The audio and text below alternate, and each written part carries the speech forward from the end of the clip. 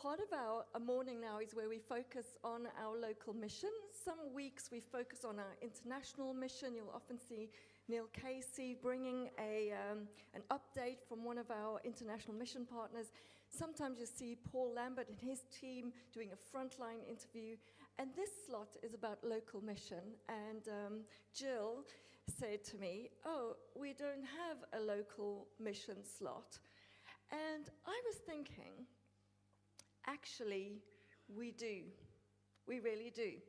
So I don't know what you think about when you hear the word local mission, but it means mission that is happening in our local area, of course, but it's really what we're up to as a church. And there is so much going on. There is the meeting place, there's the community fridge, there's the community space. Just on Shrove Tuesday, we had a pancake night, which was an opportunity for us to welcome friends who come to the community space, as well as the family center. And the community space and the family center are busy all week long, welcoming folks in, making them feel at home, building trust and friendship, and meeting very practical needs. And I'd like to say that is our local mission. So for me, my heart when we were doing the pancake night was really to give our community space friends and our family center contacts the opportunity to meet the rest of us. You know, if you're not here on the weekdays, you're not going to know, you're not going to have met many of the people that come. And pancake night was an opportunity for us to meet the folks that come here during the week. What was so beautiful about it is how many people joined teams to serve. Welcomers, stewards, pancake flippers, batter buddies, reception people, washer-uppers, setter-uppers, setter-downers. The bunting was an evangelist on the night. It was all that we did to make people feel welcome. That is our local mission, and that is where you as God's people stepped up to be part of our local mission. And I felt that there was such a buzz, there was such a happiness. The evening went really, really well. It went smoothly. There were a few things I would tweak for next year, but generally speaking, I thought it was a brilliant night. Could you put up your hand if you were attended or served on the night? Brilliant. So many people came to that. And I want to suggest that we spend a little bit of time praying now about another aspect of our local mission, and it's our outreach to families.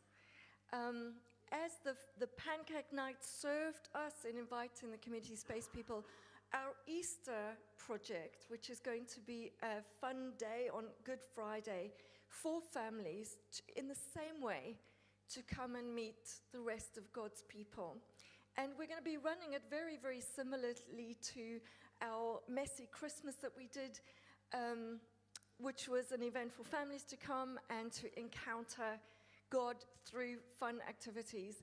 And that's going to be happening on Good Friday. We're going to need the same number of people on teams serving that. And I'd love us just to take some time to pray for that event, that our Easter events that are put on will serve the kingdom, that there'll be a blessing to our community and honoring to God. Now, I'd love us all to pray. So amidst us are probably people who don't feel too comfortable to pray with others, and you're welcome to cross your arms and bow your head and pray quietly with yourself. But if you're happy to pray with others, can you look around you and spot someone who isn't praying quietly on their own and join with them? You can get up, you can move around, you can join another little gang, and we're going to take about 7 to 10 minutes to pray that our Easter is going to be a game-changing festival for our families in the village. Can we do that?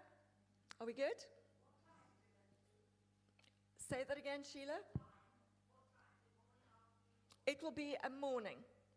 It's on the Gmail. You will have got an email saying what time and how to sign up if you want to join a team.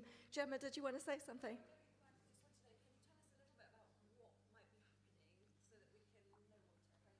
Okay, so the idea is that Rachel can invite families from the family center and from toddler groups and all the things that she's doing to say, come with your kids on Friday, and the hall will be set up with crafts and activities. There's going to be an Easter treasure trail where you can find symbols of the Easter story. We're planning a giant resurrection butterfly sculpture. So arty people can come and build that with families and with kids. The Easter story will be told. We'll be doing puppets. And the idea is that we can engage with families and children, get to know them, build a relationship a little bit more, and invite them to our Easter service. Catherine, is there anything you could add to this brilliant day we're going to have? Yeah, we had over 100 people last year. It was really busy and buzzy, actually in all three rooms, so hall, lounge and in here. So there's lots and lots going on. Hot cross buns. Yeah, so it's good. Yeah. So I'd love it. Oh, go ahead. I think the challenge is, we have a lot of young children at the moment, like light party. We get some older children too, but there's a lot of young children, and it's like, how do you put across the Easter story to really young children and their parents, who probably, they may not have heard it at all ever, because people just don't know about God and Jesus, and they just don't know anymore because they haven't been at church for so many years. So that's the big challenge. How do you bring the love and the resurrection and the joy of Easter when you've got lots of little kids and lots of people who just don't know anything?